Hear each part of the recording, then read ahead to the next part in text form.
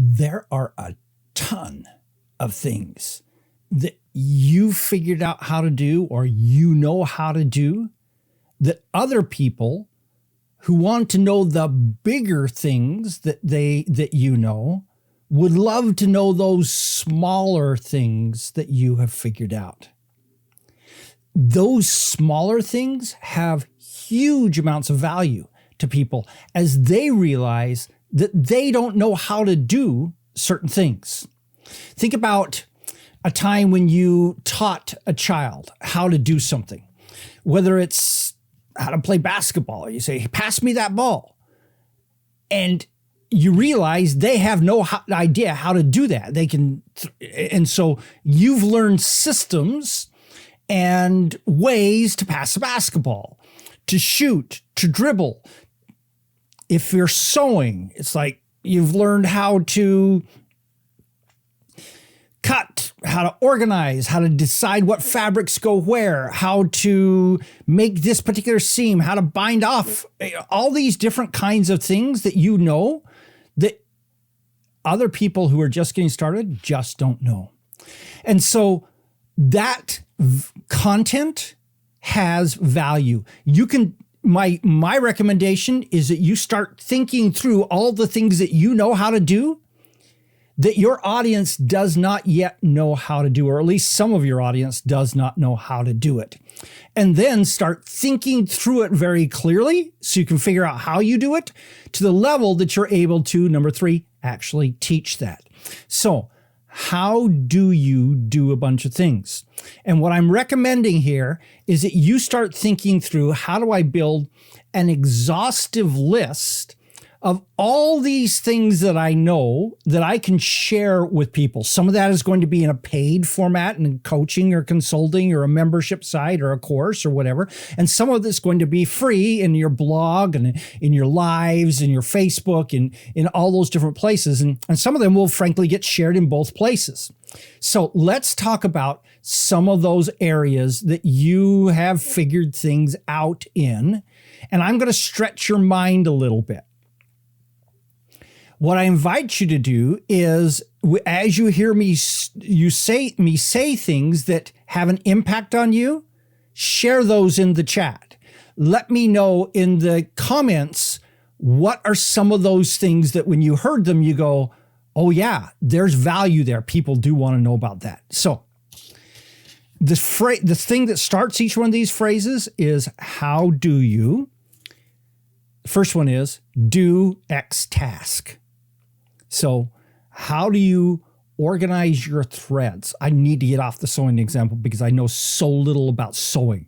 So let's take the online marketing world. How do you actually create an opt-in incentive? Or let's go even deeper. How do I take this PDF and put it someplace for someone to download?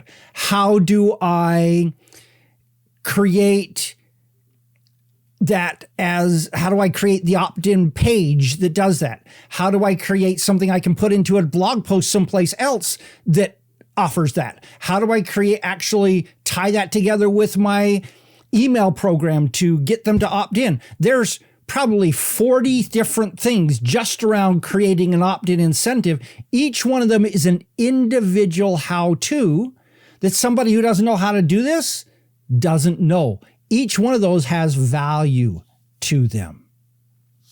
All right, here's the second one. How do you think about a certain issue? Thinking is one of the most valuable things that we do. And you've been trained to think in certain ways, whether you've been trained by teachers, by life, by experience. You've learned how to think about certain things. So for example, in the world of product launches, you just launched your product. You were hoping to sell 100 and today you sold 3. Should I panic or not? That's a thinking about issue. And as you start thinking about all the different ways that you think about things, because experts like you think about things differently than novices. All right. So what do you know how to think about that they would like to learn? How do you set up your space? Whether it's your working space or your yoga space or your kitchen space or your bathroom counter, whatever it is, how do you set up this world in which you do whatever it is that you're an expert in, so that what you need is readily available, what you don't need is put away yet readily available, and you know where it is. All that organization stuff, Marie Kondo has made a whole living just dealing with that very question. How do you set up what it is that you do? And setting up your space may include things like, what are the programs you use to do this?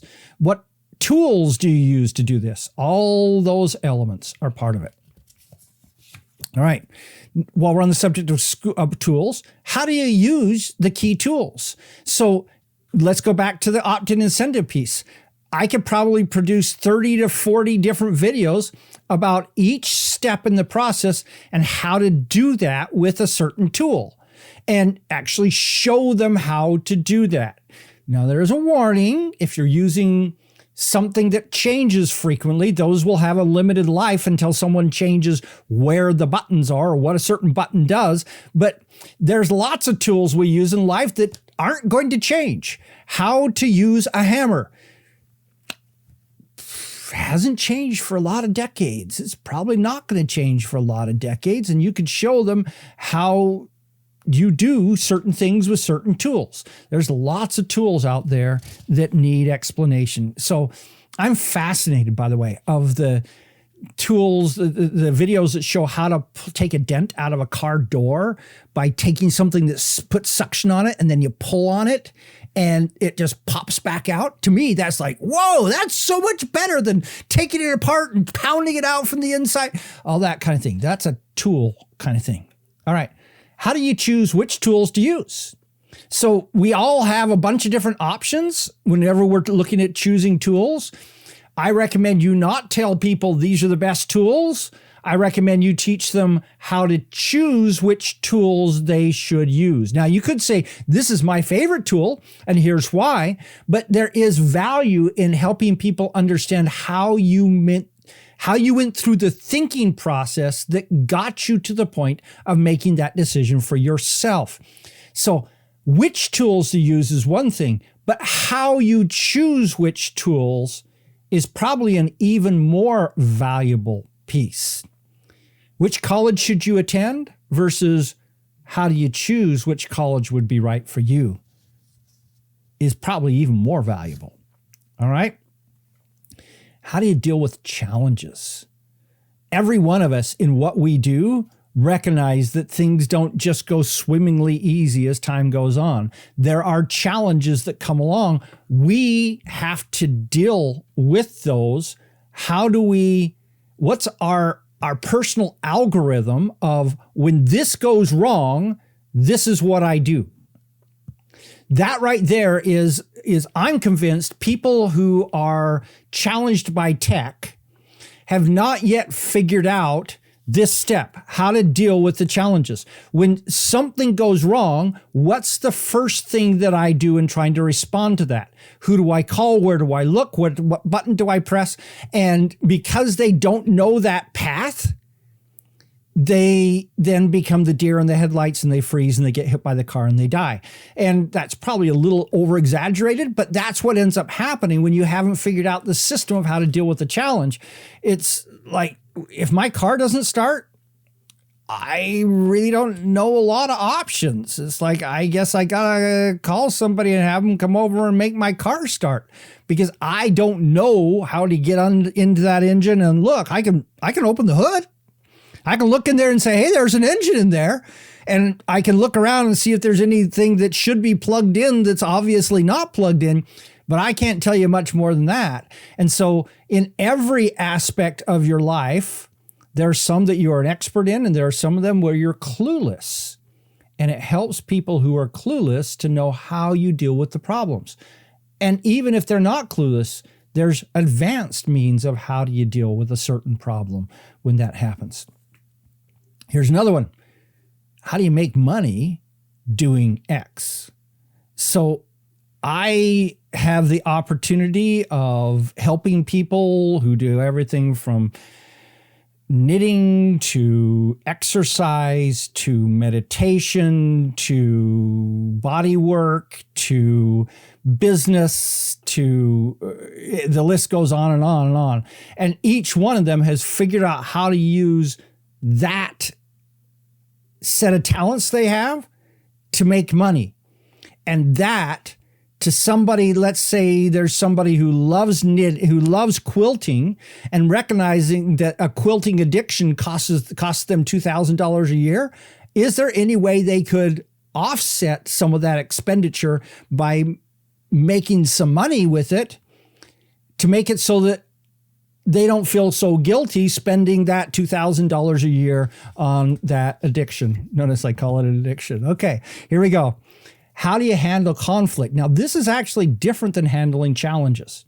So a challenge is when something doesn't work the way you expected it to. Conflict is where there's another human being involved who has a different opinion and is expressing that opinion, and oftentimes expressing it in a way that attacks what it is that you've recommended or what it is that you do. Handling that conflict is a real skill that people need to learn. How do you build community? So if you've got an audience of a group of people who follow you, who like what it is that you do, what is it that you do to build that relationship with them? Because that's valuable to a lot of people, especially the introverts, especially the people who don't have social skills. How to build community could be huge. How do you show your love to those who you work with? Again, that's valuable to people who have not learned that particular set of skills. How do you use this expertise that you have to serve? And in this case, I'm specifically referring to serve in a way where you don't get paid for it. So there are many, many skills that we have that we can use those skills to help other people with no expectation of recompense in any way. How can you use that? Again, that's valuable information to people. And I saved the last one to be something that I think is really, really important. And that is, how do you answer questions about this particular subject? When you're working with somebody in a group coaching or individual coaching or a consulting kind of role, and somebody asks you a question, obviously, depending on the question, you've got a certain path that you go through in your mind. This, then this, then this, then this, then this. That you go through in half a second that helps you figure out how to answer that question to other people.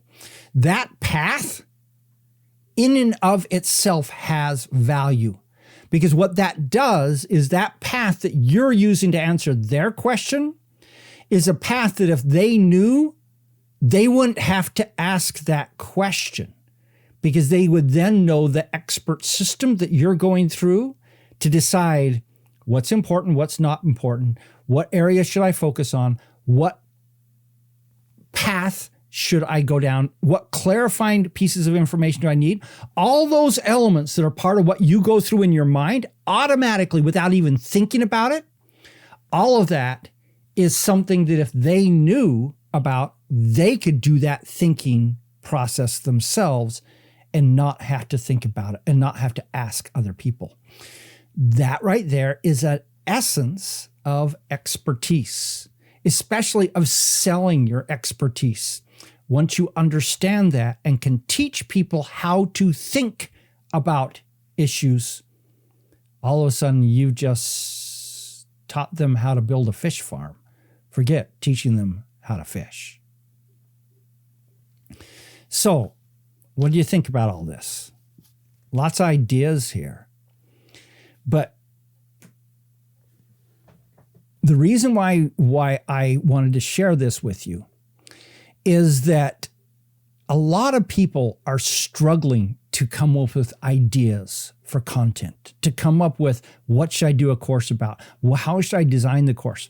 Actually, what I just told you about is a recipe for figuring out your content. It's a recipe for going live every day. It's a recipe for coming up with a course. It's what are the key things that you know and you figured out that they are willing to pay you either with their attention and time or with their money to have you show them how to do. That's the essence of expertise. You know it, they don't.